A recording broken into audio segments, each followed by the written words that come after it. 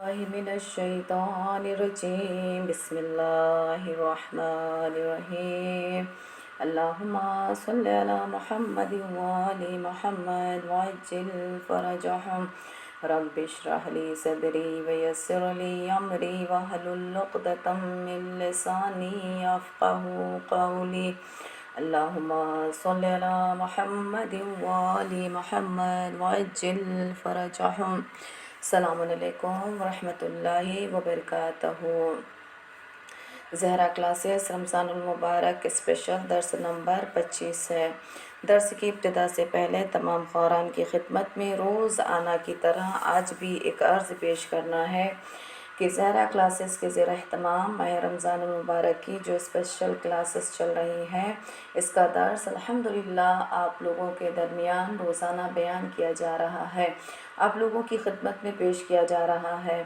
اور انہی درس سے 5 سوالات آپ تمام خوران سے پوچھے جا رہے ہیں۔ آپ ان سوالات کے جوابات لکھ کر کے زہرا کلاسز کے ایڈمن کے نمبر پر ارسال کریں، اور اللہ تعالیٰ سے آپ تمام خوران کے حق میں دعا ہے کہ اللہ تعالیٰ آپ سب کی توفیقات میں اضافہ کرے، آپ سب کے اعمال کو اپنی بارگاہ میں قبول کرے، علم دین حاصل کرنے اور اس پر عمل کرنے کی توفیق عطا کرے انشاءاللہ۔ اور میں شکر گزار ہوں ذاکر اہل بیت سیدہ سبیکہ رضوی صاحبہ مقیم بمبئی کا کہ جنہوں نے درس سے بہترین سوالات نکالے ہیں۔ اللہ تعالیٰ سے ان کے حق میں بھی دعا گو ہوں کہ اللہ تعالیٰ ان کے تمام اعمال کو اپنی بارگاہ میں قبول کرے، ان کی توفیقات میں اضافہ کرے اور انہیں اجر کثیر عنایت کرے، ان کی تمام مشکلات تمام پریشانیوں کو دور کرے، انہیں دین و دنیا میں کامیابی اور کامرانی عطا کرے انشاءاللہ۔ درس کے جانب آتے ہیں، اور آج ہم جس سورہ کے بارے میں پڑھیں گے وہ سورہ شمس ہے۔ سب سے پہلے سورہ شمس کی تلاوت کرتے ہیں۔ اعوذ باللہ من الشیطان الرجیم بسم اللہ الرحمن الرحیم والشمس والضحاہا والقمر اذا تلاہا والنہار اذا جلاہا واللیل اذا یغشاہا والسماء وما بناہا والارض وما طحاها ونفس وما سواها فألهمها فجورها وتقواها قد أفلح من زكاها وقد خاب من دساها كذبت ثمود بطغواها إذ انبعث أشقاها فقال لهم رسول الله ناقة الله وسقياها فكذبوه فأقرها فدام عليهم ربهم بذنبهم فسواها ولا يخاف عقباها صدق اللہ العلی العظیم۔ سورہ شمس قرآن کریم کا 91واں سورہ ہے۔ یہ مکی سورہ ہے، اس میں 15 آیتیں ہیں اور یہ 30ویں پارے کا جز ہے۔ سورہ شمس کی فضیلت حضرت رسول خدا صلی اللہ علیہ وآلہ وسلم نے ارشاد فرمایا کہ جو اس سورہ کی تلاوت کرتا ہے گویا اس نے اس چیز کی تصدیق کی جس پر سورج اور چاند چمکتے ہیں، اور ان تمام چیزوں کی تعداد میں جن پر سورج اور چاند طلوع کرتے ہیں وہ صدقہ دیا ہو۔ یعنی اتنی بڑی فضیلت ہے کہ جب کوئی سورہ شمس کی تلاوت کرتا ہے تو اس نے اس چیز کی تصدیق کی جس پر سورج و چاند چمکتے ہیں، ان تمام چیزوں کی تعداد میں جن پر سورج اور چاند طلوع کرتے ہیں صدقہ دیا ہو۔ حضرت رسول خدا صلی اللہ علیہ وآلہ وسلم نے ارشاد فرمایا ہے کہ جو شخص توفیق سے محروم ہے اس شخص کو چاہیے کہ سورہ شمس کو زیادہ سے زیادہ پڑھے تو اس کی توفیق میں اضافہ ہو جائے گا۔ وہ جہاں بھی جائے گا نفع مند ہوگا، اس کا حافظہ زیادہ ہوگا، وہ لوگوں میں ہر دل عزیز ہوگا اور اس کے مراتب میں اضافہ ہوگا۔ یعنی نبی مکرم صلی اللہ علیہ وآلہ وسلم نے فرمایا کہ اگر کسی کو توفیق سے محروم، اگر کوئی شخص توفیق سے محروم ہے اور چاہتا ہے کہ اسے توفیق ملے تو اسے چاہیے کہ زیادہ سے زیادہ سورہ شمس کی تلاوت کرے، تو اللہ تعالیٰ اس کی توفیق میں اضافہ کرے گا اور جہاں بھی جائے گا نفع مند ہوگا، یعنی فائدہ مند رہے گا، اس کا حافظہ زیادہ ہوگا، یعنی حافظہ زیادہ قوی ہو جائے گا، لوگوں میں ہر دل عزیز ہوگا اور اس کے مراتب میں اضافہ ہوگا، یعنی اس کے مرتبے بلند ہوں گے۔ حضرت امام جعفر صادق علیہ السلام نے ارشاد فرمایا کہ جس کا رزق کم ہو اور توفیق میسر نہ ہو اور اکثر وہ خسارے میں جا رہا ہو تو اس سے ایسے شخص کو ہمیشہ سورہ شمس کی تلاوت کرنا چاہیے، اس کی توفیقات میں اضافہ ہوگا۔ جو شخص اس سورہ کو لکھ کر دھوئے اور اس کا پانی پی لے تو اس سے دھڑکن سے محفوظ رہے گا، دھڑکن یعنی گھبراہٹ سے محفوظ رہے گا۔ صادق آل محمد امام جعفر صادق علیہ السلام فرماتے ہیں کہ جس کا رزق کم ہو اور توفیق میسر نہ ہو اور اکثر خسارے میں ہو، یعنی نقصان میں جا رہا ہو، تو ایسے شخص کو چاہیے کہ ہمیشہ سورہ شمس کی تلاوت کرے اور اس کی توفیقات میں اضافہ ہوگا۔ اور جو شخص اس سورے کو لکھ کر دھو لے اور اس کا پانی پی لے تو اسے گھبراہٹ سے محفوظ رہے گا انشاءاللہ۔ سورہ شمس کا ترجمہ۔ بسم اللہ الرحمن الرحیم۔ شروع اللہ کے نام سے جو بڑا مہربان اور زیادہ رحم کرنے والا ہے۔ والشمس والضحاها، آفتاب اور اس کی روشنی کی قسم۔ والقمر اذا تلاها، اور چاند کی قسم جب وہ اس کے پیچھے چلے۔ والنہار اذا جلاها، اور دن کی قسم جب وہ روشنی بخشے۔ واللیل اذا یغشاها، اور رات کی قسم وہ اسے ڈھانپ لے۔ والسماء وما بناها، اور آسمان کی قسم اور جس نے اسے بنایا ہے۔ والارض وما طحاها، اور زمین کی قسم اور جس نے اسے بچھایا ہے۔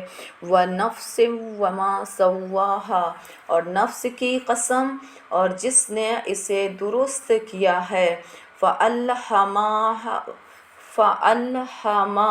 فُجُورَهَا وَتَقْوَاهَا، پھر بدی اور تقوی کی ہدایت دی ہے۔ قد افلح من زکاها، بے شک وہ کامیاب ہو گیا جس نے نفس کو پاکیزہ بنا لیا۔ قد خاب من دساها، اور وہ نامراد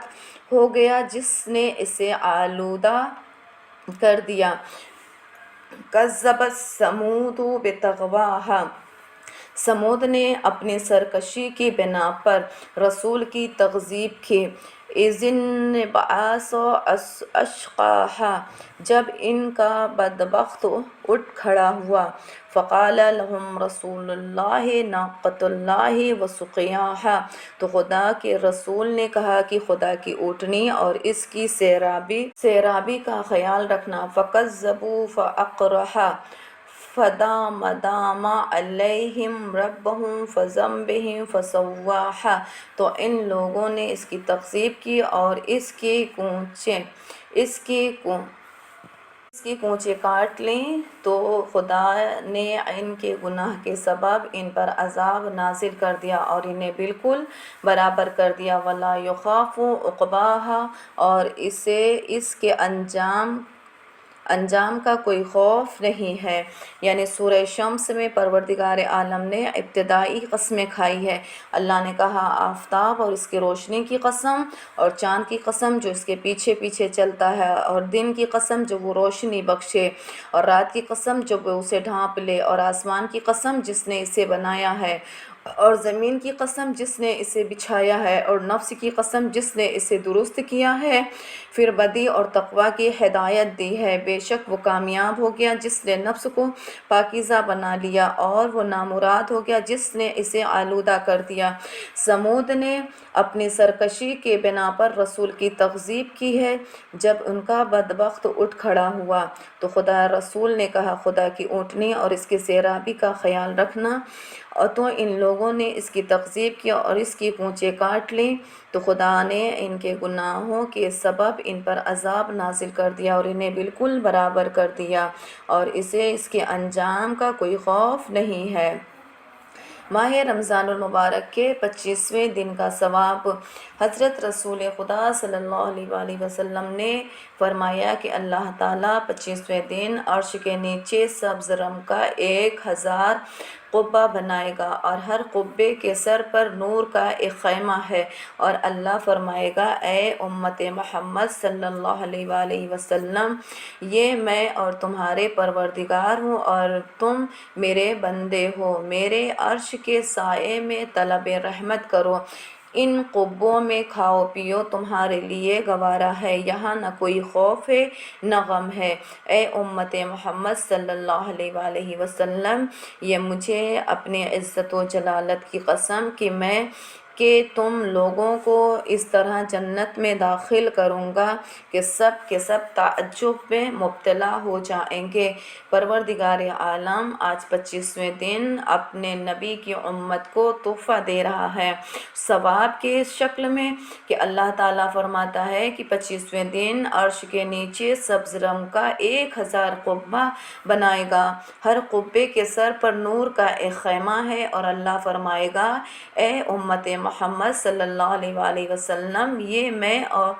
یہ میں تمہارے پروردگار ہوں، یہ میں تمہارا پروردگار ہوں اور تم میرے بندے ہو، میرے عرش کے سائے میں طلب رحمت کرو اور قبے میں کھاؤ پیو، تمہارے لیے گوارا ہے، یہاں نہ کوئی خوف ہے نہ کوئی غم ہے۔ اے امت محمد صلی اللہ علیہ وآلہ وسلم، یہ مجھے اپنے عزت و جلال کی قسم ہے کہ تم لوگوں کو اس طرح جنت میں داخل کروں گا کہ سب کے سب تعجب میں مبتلا ہو جائیں گے۔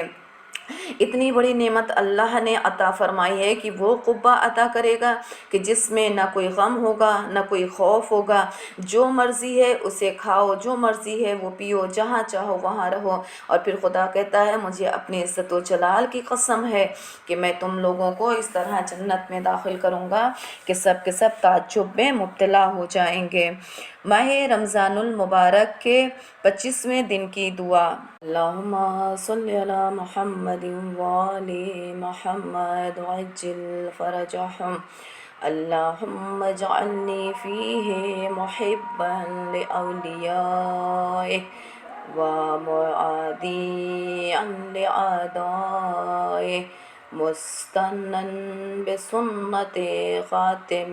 انبیائک، یا عاصم قلوب النبیین، وصلی اللہ علی محمد وآل محمد۔ اے اللہ، آج کے دن مجھے اپنے دوستوں کا دوست قرار دے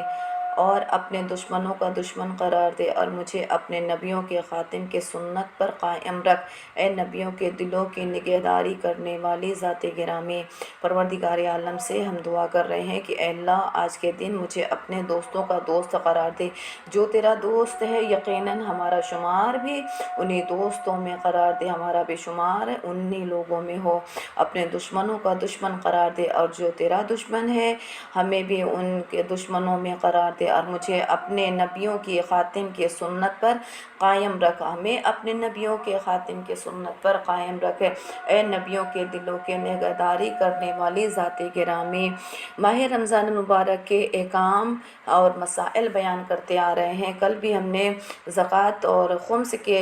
سلسلے میں باتیں کی تھی، اور آج پھر ہم اسی سلسلے میں باتیں کرتے ہیں۔ زکوٰۃ اور فطرہ،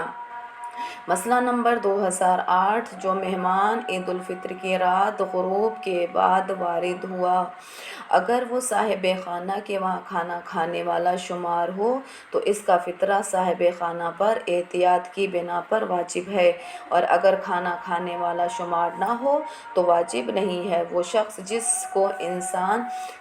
انسان شب عید الفطر افطار کے لیے بلایا ہے وہ کھانا کھانے والوں میں حساب نہیں ہوتا اور اس کا فطرہ صاحب خانہ پر نہیں ہے۔ یعنی اگر کوئی غروب آفتاب عید الفطر گھر میں وارد ہو تو صاحب خانہ کے وہاں کھانا کھانے والا شمار ہو تو اس پر فطرہ دینا واجب ہے، لیکن اگر کھانا کھانے والا شمار نہ ہو، فقط خالی روزہ افطار کے لیے بلایا ہو، کھانا کھانے میں اس کا شمار نہ ہو تو فطرہ دینا واجب نہیں ہے۔ مسئلہ نمبر 2009، اگر کوئی شخص عید الفطر کی رات غروب کے وقت دیوانہ ہو اور اس کی دیوانگی عید الفطر کے دن ظہر کے وقت تک باقی رہے تو اس پر فطرہ واجب نہیں ہے، ورنہ احتیاط واجب کی بنا پر لازم ہے کہ فطرہ دے۔ اگر کوئی شخص عید الفطر کی رات غروب کے وقت دیوانہ ہو جائے،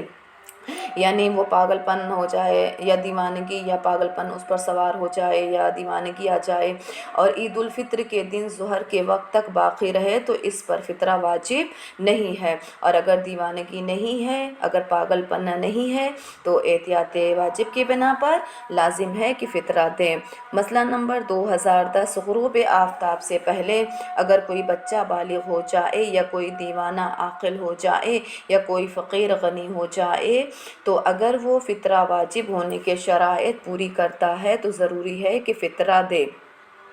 یعنی غروب آفتاب سے پہلے اگر کوئی بچہ بالغ ہو جائے یا کوئی دیوانہ عاقل ہو جائے، اس پر دیوانگی تھی لیکن اب وہ صاحب عقل ہو گیا، یا کوئی فقیر غنی ہو جائے، یعنی کوئی فقیر تھا وہ مالدار ہو جائے اور فطرہ واجب ہونے کے تمام شرائط پوری کر سکتا ہے تو ضروری ہے کہ وہ فطرہ ادا کرے۔ مسئلہ نمبر 2011، جس شخص پر عید الفطر کی رات غروب کے وقت زکوٰۃ فطرے کے واجب ہونے کے شرائط نہ ہوں، اگر عید کے دن ظہر کے وقت سے پہلے تک فطرہ واجب ہونے کے شرائط اس میں موجود ہو جائیں تو احتیاط واجب یہ ہے کہ فطرہ دے۔ اب ایسا شخص جس پر عید الفطر کی رات غروب کے وقت زکوٰۃ الفطرہ کے واجب ہونے کے شرائط نہیں تھے لیکن عید کے دن ظہر کے وقت سے پہلے فطرہ واجب ہونے کے شرائط اس میں موجود ہیں تو احتیاط واجب یہ ہے کہ یہ فطرہ ادا کرے۔ مسئلہ نمبر 2012، اگر کوئی کافر عید الفطر کی رات غروب آفتاب کے بعد مسلمان ہو جائے